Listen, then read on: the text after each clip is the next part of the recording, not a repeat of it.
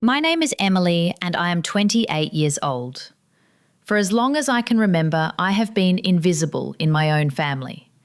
Not literally invisible, of course, but it felt like I was. I grew up always being the one left out, the one no one noticed, the one who never mattered as much as the others. My siblings always had the spotlight. They received loud cheers, big gifts and attention. Me? I was just there.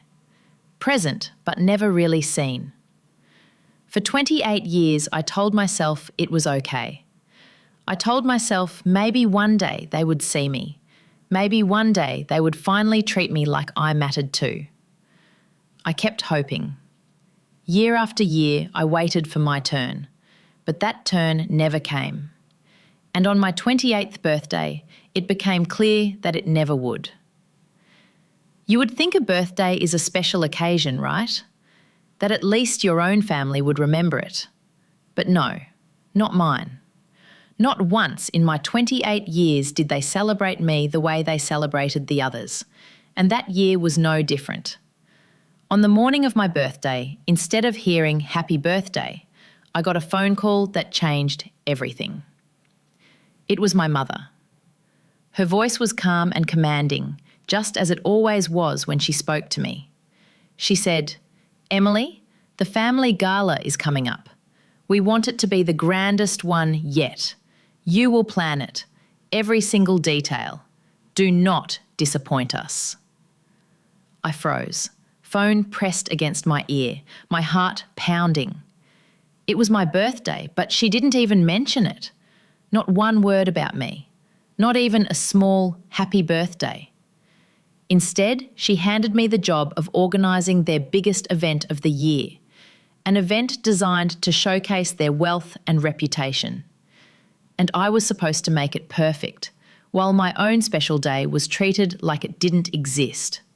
Something inside me snapped that day. I smiled on the outside as always, but inside I was done. Done being their invisible helper. Done being ignored. Done sacrificing myself for people who couldn't even remember the day I was born.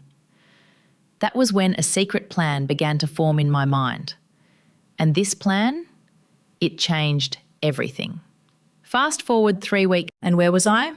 I was far away, sitting at a beach resort, toes buried in the sand, sipping a cold drink with a smile on my face. For the first time, I felt free. For the first time, I felt like I was living for myself. And that's when their panic began. But to understand why I did it, we need to start at the very beginning.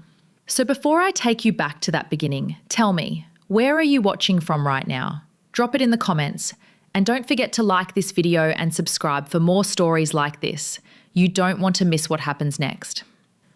I woke up on the morning of my 28th birthday with hope still clinging to me, even though I knew better. My eyes went straight to my phone. No messages, no calls, no reminders that I existed. My chest sank, but a stubborn voice inside whispered, maybe they're planning something in secret. Maybe this year will be different. I walked downstairs, trying to believe that voice, but all I found was the same silence that had followed me for years. My parents were at the table, talking about numbers and clients. My sister scrolled on her phone, laughing at something her friend sent her. My brother wasn't even home. No one looked up. No one said a word. I sat down quietly, waiting for someone to remember. A small cake, a card, even a smile would have been enough. But the table stayed bare, just like it always did. It wasn't the first time. When I was 8, I begged for a birthday party. Balloons, cake, a few friends. My parents promised they'd throw one later because they were too busy that week. Later never came. At 13, I sat in my best dress, ready for cake and family, but my sister had a big recital that night. Everyone rushed off, leaving me with a cupcake I bought myself. At 16, my brother got a huge surprise party. Music, banners, a mountain of gifts. I stood in the corner, snapping pictures they asked me to take, then stayed behind to clean up while everyone else went out for ice cream. And 21, the milestone year? My parents were away on vacation. They called once, said they'd make it up to me when they got back. They never did. Every year, the same story. My day didn't matter. I was just a shadow in the corner of other people's celebration. It wasn't that they hated me. That would almost have been easier to understand. No, I was treated like an afterthought. Someone who was technically family, but never important enough to truly count. They liked me there because I was useful, because I filled space. But when it came to love, care, or recognition, I was always last. So on that morning, sitting at the table while they laughed and chatted about everything except me, I realised the truth. They hadn't just forgotten my birthday again. They had never remembered it in the first place. The day dragged on. I tried to distract myself, scrolling through my phone, but it only made things worse. There were pictures of my brother's promotion party from the night before. My family had been all smiles, balloons floating in the background, champagne glasses raised. They had remembered him. They had celebrated him. But me? Their own daughter turning 28? Nothing. That evening, my phone finally rang. My heart jumped foolishly. Maybe they remembered after all. Maybe it was a surprise. I answered quickly. I held the phone against my ear, my fingers tightening as my mother's voice echoed in my head. Her words weren't soft, weren't warm. They were instructions, sharp and heavy, as if she were handing me a task at work, not speaking to her daughter. Emily, the gala must be perfect this year, the biggest one we've ever had. All the families, friends and business partners will be there. You will handle everything. Food, music, decorations, guest list, the works. We're counting on you. Don't disappoint us. I swallowed hard. For a moment, I thought I might burst out crying. It was my birthday, my 28th birthday. But she hadn't said a single word about it. Not even a passing happy birthday. Just an order. Another job for me to carry on my back. I cleared my throat softly. Mum, do you know what today is? My voice shook as I asked it, half hoping she would pause, realise, apologise. But she didn't. She gave a short laugh, the kind that wasn't really a laugh at all. Today? Emily, don't be childish. Every day. I stared at the phone screen, my reflection faint in the glass. My eyes looked tired, empty, as if I had aged years in a single day. 28 years of waiting, of hoping, and still nothing. Not even a crumb of recognition. I sat on the edge of my bed, hugging my knees to my chest. A storm of feelings swirled inside me. Sadness, anger, humiliation.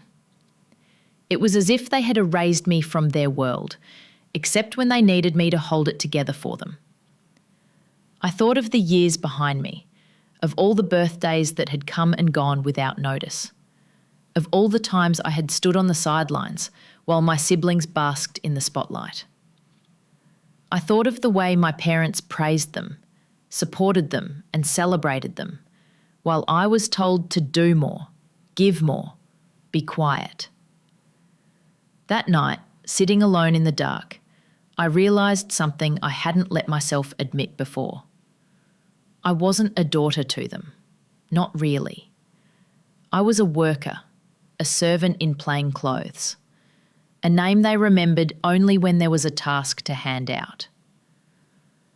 I clenched my fists, pressing my nails into my palms. Outwardly, I had agreed to plan their grand gala. Outwardly, I had smiled, obeyed, as I always did. But inside, something shifted.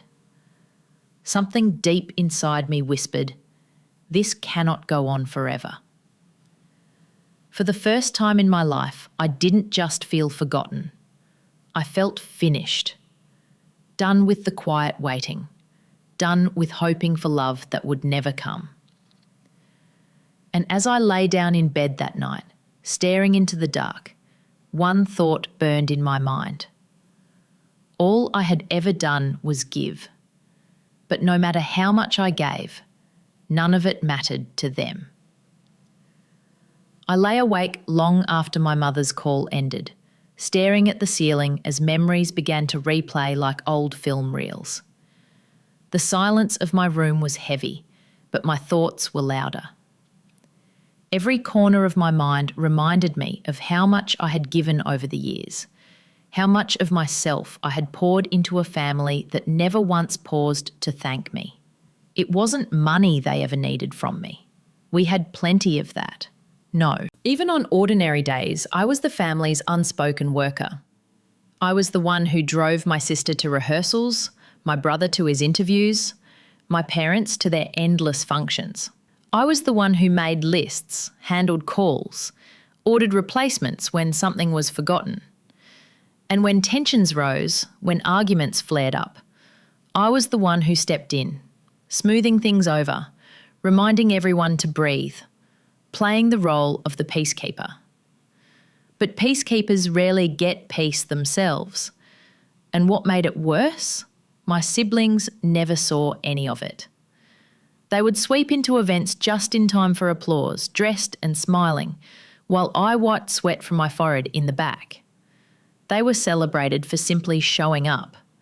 I, who had built the stage, was never even acknowledged. The only person who ever noticed was Amelia, my cousin. She wasn't always around, but when she was, she saw. Once, after a long night of setting up for my sister's graduation party, I was crouched on the floor tying ribbons to chairs while everyone else had already left for the after party. Amelia stayed behind, and I remember her words as clearly as if she had spoken them last night. "Emily," she whispered, watching me drag a bag of trash across the room. "Do they even realise how much you do for them?" I had laughed it off then, brushing hair from my sweaty face. "It's fine, someone has to do it." She frowned at me. "No, it's not fine. You give everything and they don't see you at all." Her words had followed me for years, a truth I never wanted to face. And tonight, lying in bed, they came back to me with a sharpness that hurt. I thought of how much I had sacrificed, time, energy, pieces of myself, while my family went on taking and taking. And I realised I had built their world, yet I had no place in it. That was when Amelia's voice returned to me, soft but powerful, cutting through the darkness. "What if you just stopped?" The days after my mother's call felt like walking on a tightrope. Outwardly, I was the obedient daughter, busy with the endless details of the gala. When my father asked about the seating chart, I nodded confidently and told him everything was under control. My siblings rolled their eyes, muttering about how I was finally being useful. They had no idea.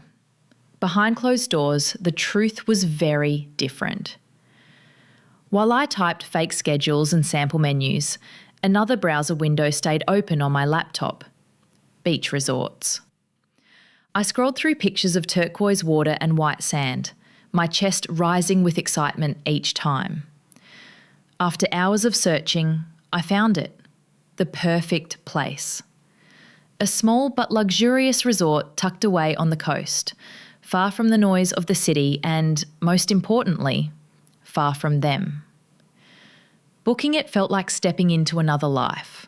My hands trembled as I typed in my details, half afraid someone would burst into my room and catch me.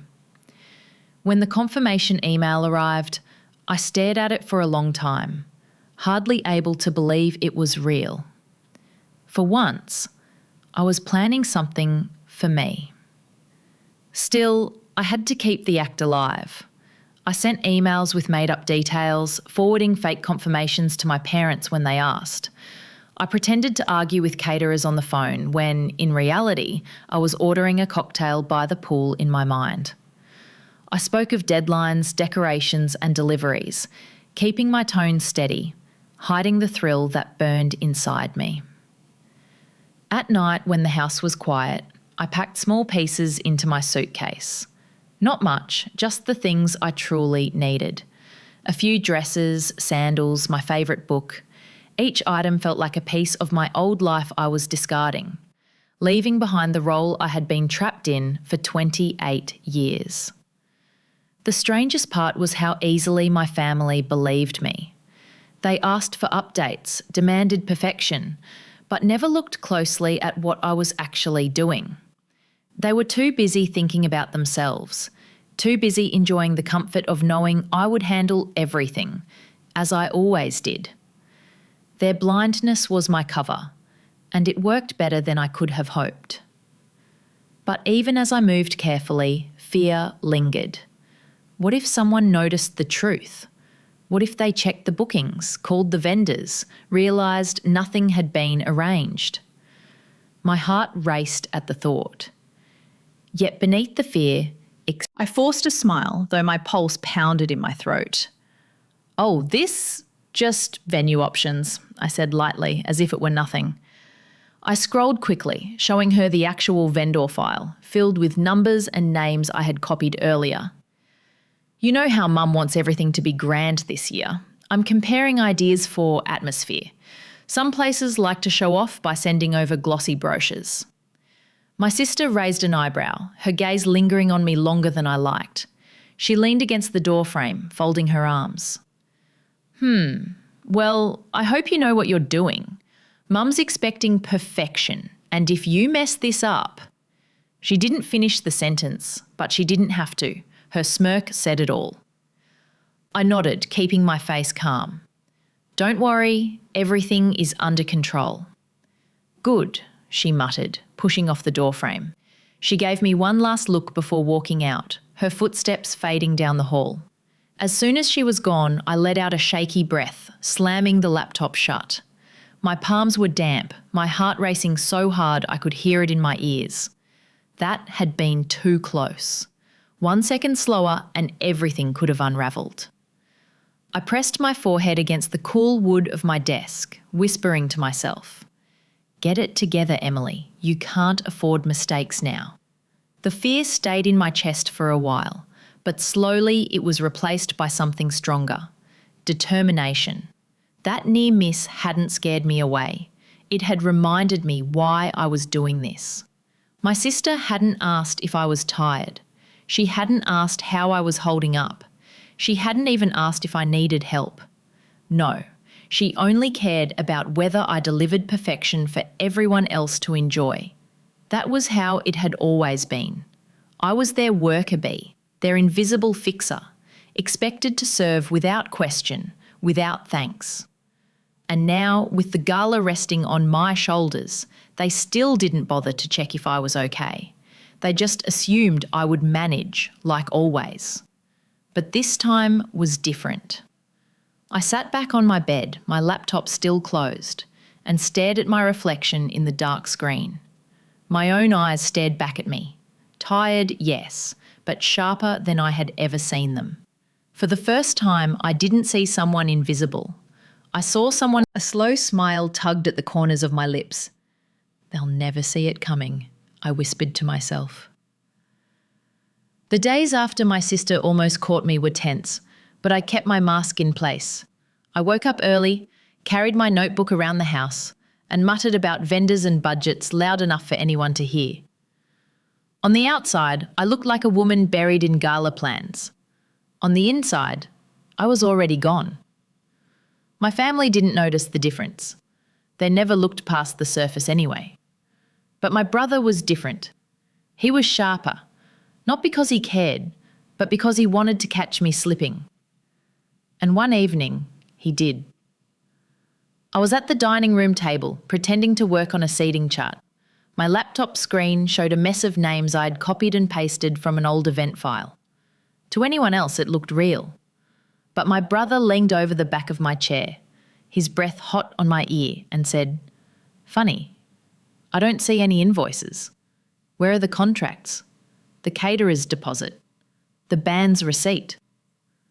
My hands froze on the keyboard. Slowly, I turned to face him. His grin was wide, smug, the kind of smile he wore when he thought he had won.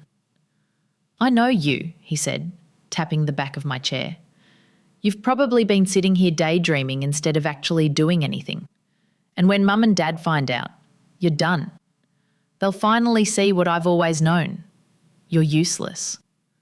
The word stabbed deep, though I didn't let it show.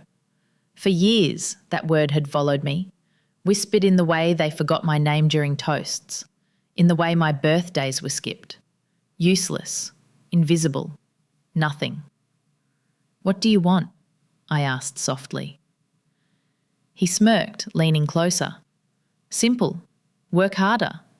Make sure this gala is flawless. If I even sense you're cutting corners, I'll tell them everything. I'll tell them you've been lying." His voice dripped with cruelty, each word designed to keep me small. "You're lucky we keep you around. Without us, you'd have no life at all." I lowered my gaze, nodding slightly, letting him think he had me pinned. That was how I had survived in this family, by staying quiet, by looking obedient, by playing the part they expected. And because while he thought he had trapped me, he had no idea that I was already free. My tickets were booked. My plans were set. He was threatening me with chains I had already slipped out of. I met his eyes then, just long enough for him to mistake my calm for fear. "Fine," I whispered. "I'll handle it." "Good girl," he sneered, patting my shoulder like I was a child. Then he walked off, whistling, sure of his victory. I closed my laptop slowly, my heart steady. For years his words would have broken me. I would have cried, begged, promised to do better. But tonight his threats only proved what I had finally accepted. I was never their daughter. I was their servant, their scapegoat, their nothing. And nothing has nothing to lose. I stood, pushing my chair back, and looked toward the window where the night pressed against the glass. My reflection stared back at me, calm and sharp. "He has no idea," I whispered to myself. "By the time he finds out, it'll be too late." The days before the gala passed in a blur of fake updates and hidden plans. On the outside, I looked like the perfect daughter, calm and busy, nodding whenever my parents asked for progress. On the inside, I was counting down the hours until I could finally disappear. Each night, when the house was quiet, I added something to my suitcase. A few dresses carefully folded at the bottom. Sandals wrapped in tissue paper. My favourite book tucked between layers of clothes.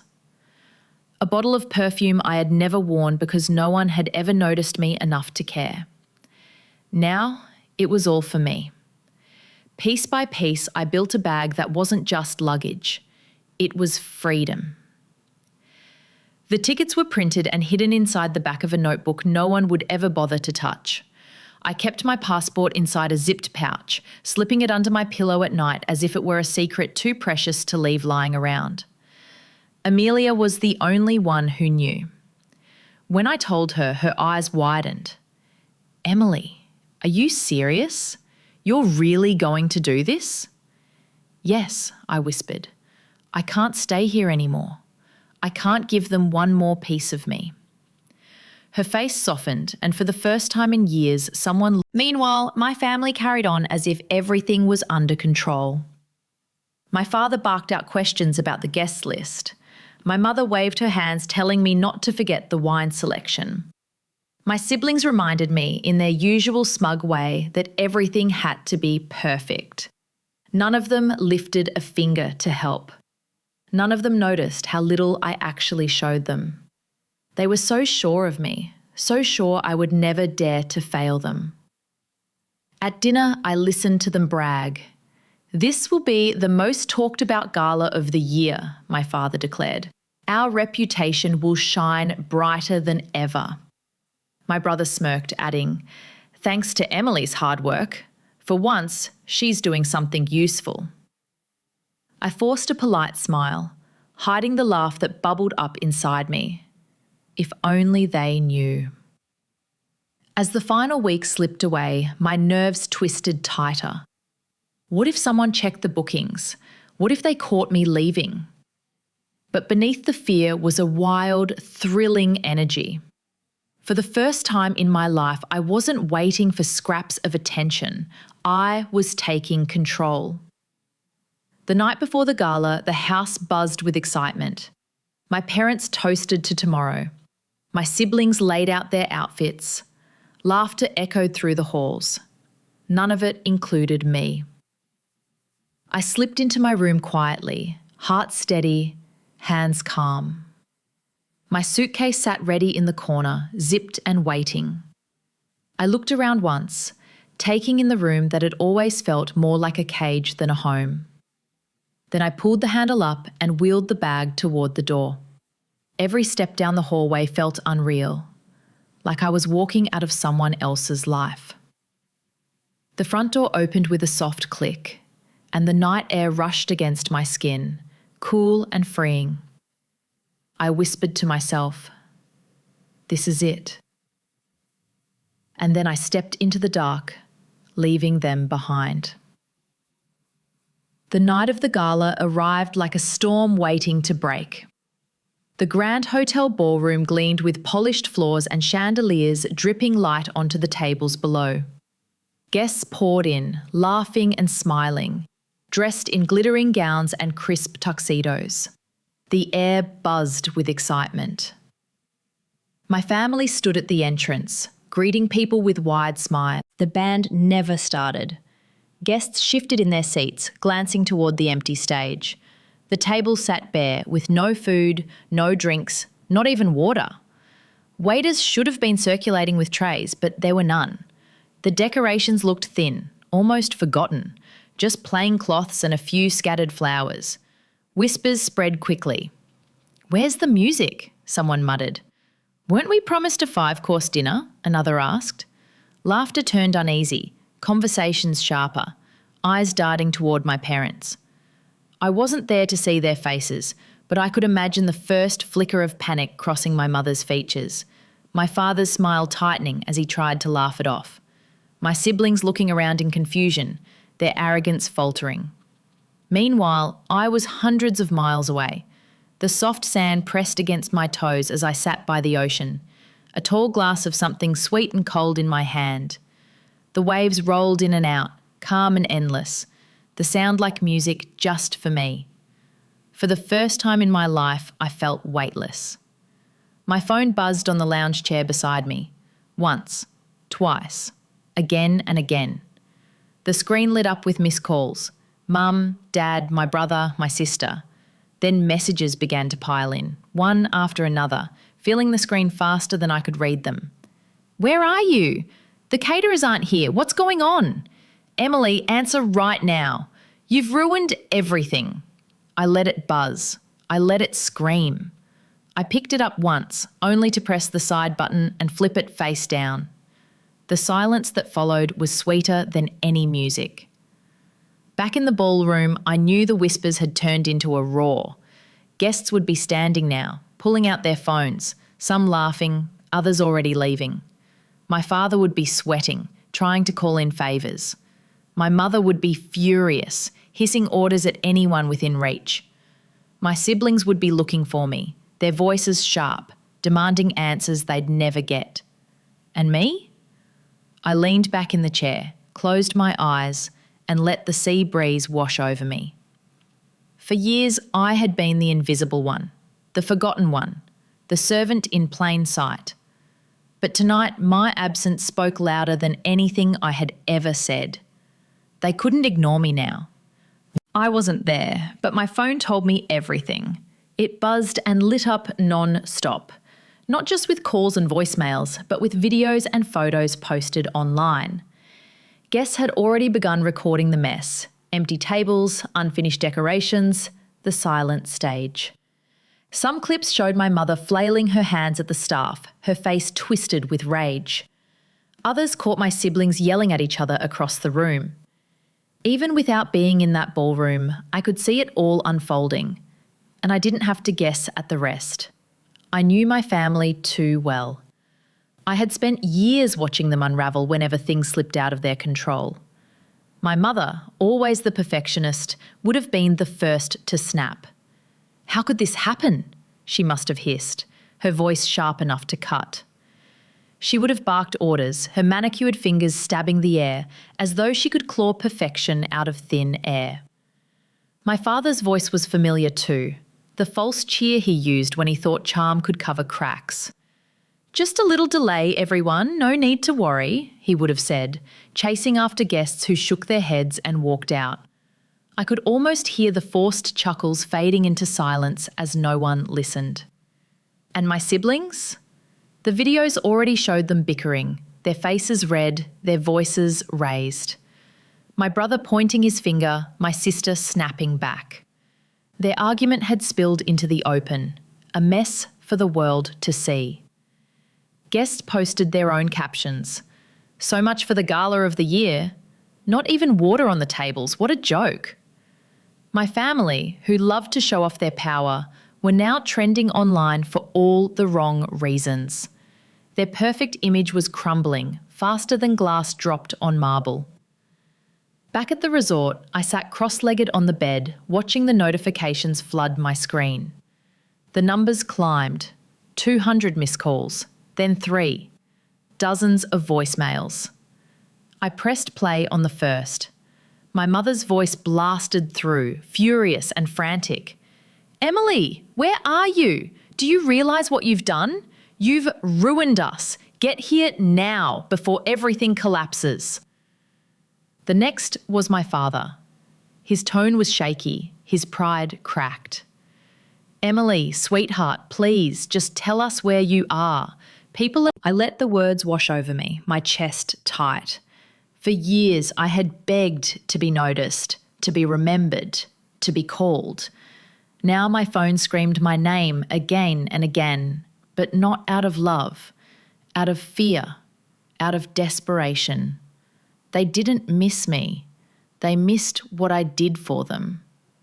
I pressed delete. One by one, the voicemails vanished. Their voices disappeared into silence. Then I stood, walked to the balcony and let the ocean wind whip against my face. Down below, waves crashed in steady rhythm, calm and sure, nothing like the chaos I had left behind. "They'll finally learn," I whispered into the night. "They'll finally learn what life is like without me." The first morning after the gala felt like waking up in another life. No buzzing phone, no sharp voices calling my name, no weight pressing down on my chest. Just the sound of waves sliding against the shore and sunlight spilling through the curtains. For 28 years, every morning had started with responsibility. Lists to write, errands to run, expectations waiting like chains. But today, I opened my eyes to freedom. For the first time, the day belonged to me. I slipped into a sundress and walked barefoot to the beach. The sand was warm, soft under my toes. I let the tide wash over my feet, cool and gentle, the water curling around me like a welcome I had never received at home. The sky stretched wide and endless, a blue canvas I couldn't stop staring at. At breakfast, I sat on the patio with a plate piled high with fruit, pancakes and fresh juice. No one interrupted me. No one demanded I get up and fetch something. I ate slowly, tasting every bite as though I had never really eaten before. Around me, people laughed and talked freely, strangers smiling at me as if I were just another guest. No one looked at me as if I owed them anything. Later, I caught my reflection in a glass window. I almost didn't recognise her. My shoulders weren't hunched. My eyes weren't tired. There was colour in my cheeks from the sun, not from stress or exhaustion. For the first time, I saw myself not as the forgotten daughter, not as the family servant. Amelia leaned closer to her camera. "Stay strong, Emily. Don't let them drag you back. They're in chaos right now. Everyone's talking about the gala. Your mum is furious, your dad looks broken, and your siblings, well, let's just say they're turning on each other.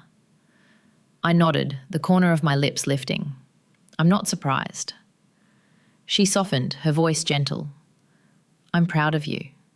You deserve this. After we hung up, I walked back to the beach with a cocktail in hand. The sun was beginning to set, painting the sky in streaks of gold and pink. I breathed it in, every colour, every sound, letting the peace soak deep into me. But peace never lasts forever. As I scrolled through my phone later that evening, I froze. My screen lit up with posts. Pictures of me at the resort, lounging by the pool, walking along the beach. Paparazzi had caught me. My smile, my bare feet in the sand, my drink with its tiny umbrella, plastered online for everyone to see. And if it was online, then my family had seen it too. I set the phone down slowly, my heartbeat quickening. My private escape wasn't private anymore. My phone flooded with posts and tags. People weren't just talking about the empty ballroom anymore. They were laughing at the contrast. A grand gala with no food, no music, no host, followed by pictures of the invisible daughter sipping cocktails on the sand. The captions were brutal. Guess she RSVP'd to the beach instead. Emily threw the best party by not showing up. Memes spread like wildfire. One showed the deserted ballroom next to a photo of me lounging in the sun with the text, mood. Another simply said, icon. For years I had been invisible. Now my face was everywhere, but not in the way my family had ever wanted. I scrolled through the storm of reactions, half laughing, half aching. My entire life I had wanted to be noticed for who I was, not just for what I did. And now, finally, people were saying my name. But it wasn't out of love. It was out of amusement, out of mockery for the family I had left behind. At the house, I could only imagine the chaos. But I didn't. Her mum was screaming at the staff. Her dad was begging people not to leave. The siblings were shouting at each other in front of everyone. Every story matched what I had known all along. Without me, they fell apart. And behind those closed doors, I knew their fury would be burning hotter than ever. My mother blaming my father for trusting me. My father snapping back that it was her idea. My siblings turning red as they tried to escape the online ridicule, whispering my name like a curse. This time, though, their whispers couldn't trap me. They were powerless, watching as the world tore down the image they had worked so hard to build. I sat on my balcony at the resort, legs stretched out, the glow of my phone lighting my face. The comments rolled in faster than I could read them. Part of me wanted to laugh. Part of me wanted to cry. This was the price of freedom. Bittersweet, messy, louder than I had ever imagined. For the first time in my life, I wasn't the one cleaning up the mess. I wasn't the one smoothing over the cracks or patching the holes. I had walked away, and now they had to face it without me. Still, as the sky turned deep blue over the ocean, a knot twisted in my chest. They noticed me now, but not as their daughter. They noticed me as a scandal, as a headline. I had taken back my power, but it came with the ache of knowing I would never be seen the way I once wished. I leaned back in the chair, closed my eyes and breathed in the salt air. Whatever pain lingered, it was better than the emptiness I had known before. Then my phone buzzed again, not with memes, not with tags, but with a name that made my chest tighten. My father. The message was short. I'm coming to you. Don't move. I stared at the words, my fingers trembling slightly. He was on his way. By the time I spotted him, the sun was dipping low, painting the resort in orange and pink. My father stood out against the gentle colours, his dark suit sharp and rigid, his shoulders tense. He walked toward me across the patio with long strides, his jaw tight, his eyes set like stone. Emily. He didn't waste time. You've embarrassed us. Do you have any idea what you've done to this family? Guests walked out. People are laughing at us. The gala was ruined, all because you chose to disappear. His words landed like blows, but I kept my face calm. Do you hear yourself? You're not upset because you forgot me. You're not upset because you hurt me. You're upset because I hurt your image. His eyes narrowed. Don't twist this. You knew your responsibility. You failed. And now you will come back with me and fix this mess. I almost laughed, though nothing about this was funny. Fix it? For 28 years, I've fixed everything. I've held it all together while you pretended the cracks weren't there, and you never once saw me. Not once. For a moment, his expression flickered. Surprise, maybe. But it was gone as quickly as it came. He leaned forward, his voice a growl. Enough. You will not speak to me this way. You are my daughter, and you owe this family loyalty. I met his stare, my voice steady. I'm not your servant. I'm your daughter, but you never treated me like one. His face hardened, his lips pressed into a thin line. If you don't come back with me right now, you are no daughter of mine. The words cut deep, sharper than I expected. For years, I had dreaded hearing them. For years, I had twisted myself into knots, trying to earn a place at the table, trying to avoid being cast out. But now, sitting across from him, I realised something. I had already lived as though I wasn't his daughter. Forgotten birthdays, dismissed achievements, silent sacrifices. I had already been invisible to him long before tonight. His words weren't a threat anymore. They were a truth I had finally accepted. My throat felt tight, but I forced my voice to stay strong. Then maybe it's better this way, because I can't keep giving myself to people who never wanted me. For the first time, I saw anger flash fully across his face, raw and unmasked. He pushed back his chair and stood abruptly, his shadow falling across me. This isn't over, Emily. But as the last light of the sunset faded, his words lingered in the air like smoke. This isn't over. And I knew he meant it. After my father stormed out of the resort, I expected to feel hollow, like a piece of me had been torn away. But strangely, I felt lighter. His words, the threat that I was no daughter of his, should have broken me. Instead, they rang like a bell, clear and sharp, reminding me of something I had always known. I had never truly been his daughter in the way that mattered. For the first time, I had spoken my truth. I wasn't their servant. I wasn't their invisible shadow.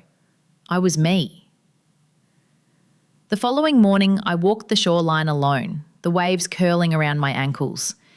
Each step felt like peeling away a layer of chains I hadn't realised I carried. I thought of all the birthdays they forgot, all the sacrifices they dismissed, all the words left unsaid. And instead of sadness, I felt something new rising in my chest. Freedom. That afternoon, Amelia arrived. She had taken the first flight she could, saying she didn't want me facing this alone. When I saw her step out of the taxi, relief washed over me. She ran to me, her arms wrapping tight around my shoulders. "You did it," she whispered. "You finally stood up to him." Tears burned my eyes, but they weren't the same tears I used to cry. These were different, lighter, steadier. "He hates me for it," I admitted, my voice small. Amelia pulled back and looked at me firmly. "No, he hates that you're free, and that's not the same thing." Her words sank into me like sunlight after a storm. For years, no one had stood beside me. No one had reminded me that I wasn't crazy for wanting more. But Amelia did, and in that moment, I knew she was right. Still, my father hadn't given up. His shadow lingered, even from a distance. That evening, my phone lit up with messages from distant relatives, aunts and uncles who hadn't spoken to me in years. Their words were sharp, rehearsed, like lines fed to them. Your father is ashamed. Do the right thing, Emily. Family comes first. Each message was meant to sting, to guilt me back. I sat with Amelia on the balcony, the ocean stretching endlessly ahead. They'll never see me the way I needed them to, I said quietly. Not as a daughter, not as family, only as someone who worked for them. Amelia took my hand. Then stop working for them. Stop giving them what they never earned. You don't owe them anything. The words struck deep, peeling away the last of my hesitation. She was right. My whole life I had been told loyalty was my duty, but loyalty without love was just another chain. I straightened, feeling my spine lift. I'm done, I said. I'm done being invisible. I'm done being theirs. Just then, a knock at the door startled us. A hotel staff member handed me an envelope, thick and heavy. My name was written across the front in bold strokes. I tore it open, my heart thudding. Inside were papers, legal documents, stamped and signed. My family's attempt to drag me back, not with love, but with force. I stared at the pages, my hands trembling, then let out a bitter laugh. They can try, I whispered, but I'm not theirs anymore. The envelope lay open on the bed, its papers spread like chains made of ink. Legal words, stiff and cold, all saying the same thing. Come back, obey, fall in line, or pay the price. For a moment, I just stared at them, my chest tight. Once, those words would have terrified me. Once, I would have believed them. But now? Now they only proved what I had known deep down all along. My family had never wanted me as a daughter. They had wanted me as a tool, a worker, someone to polish their image and carry their weight. Amelia sat across from me, her eyes blazing as she flipped through the pages. They really think they can scare you into crawling back? She scoffed, tossing them down. This isn't family, Emily. This is control. I exhaled slowly, feeling the knot inside me loosen. Exactly. And I'm done. When the story reached the public, the reaction was louder than I expected. Some laughed, some judged, but many understood. Messages poured in from strangers who had felt invisible in their own families, who had lived in the shadows of siblings, who had been told they weren't enough. For the first time, I wasn't alone. My family tried again. More calls, more messages, even more threats. But I didn't answer. Silence was my final word to them. Not silence of weakness, but silence of choice.